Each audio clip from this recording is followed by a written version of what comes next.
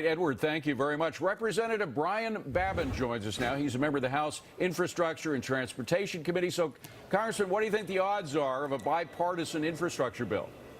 Oh, well, I think that it's certainly necessary. No district has any more infrastructure needs than mine. I've got 4 ports and highways and rails and waterways and pipelines, you name it.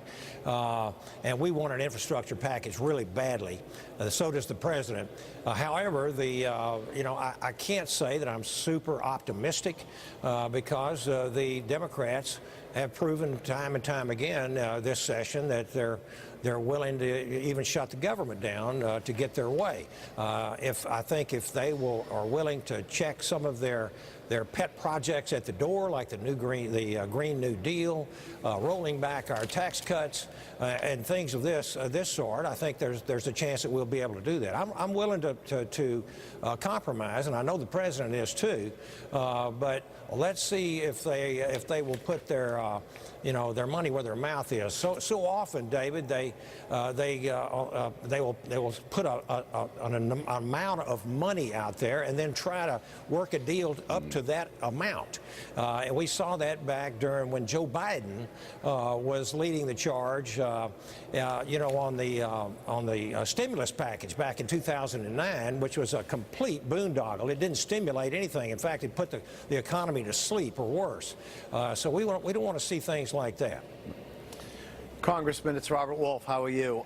Doing great. I agree that this is something that needs to be passed. It's the most bipartisan thing in the country today. Unions support it. The chamber supports it. Republicans, Democrats. I actually presented to the Senate on the need for an infrastructure bill in the past. I mean, actually I spent a bunch of time in Texas, down in Southwest, looking at things like next generation GPS.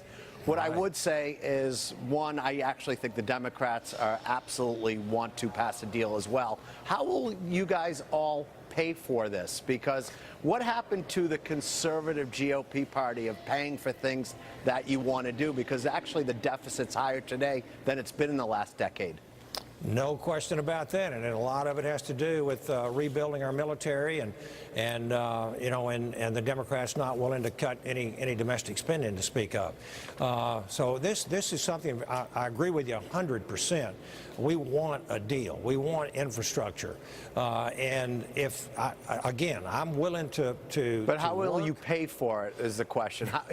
Let's just cut it in half and say it's $1 trillion. How are you going to pay for that? I think we're going to probably have to have a combination of different things, and public-private partnerships is one of the best deals that I think we have.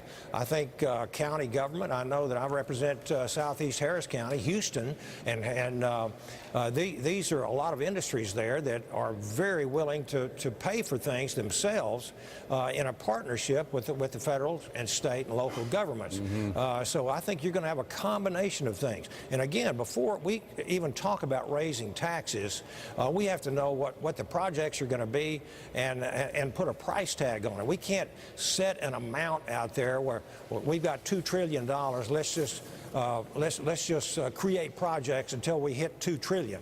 We've got to have these projects all driven locally.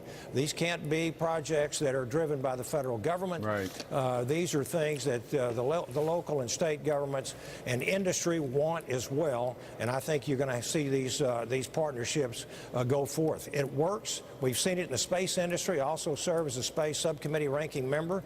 Those projects do work.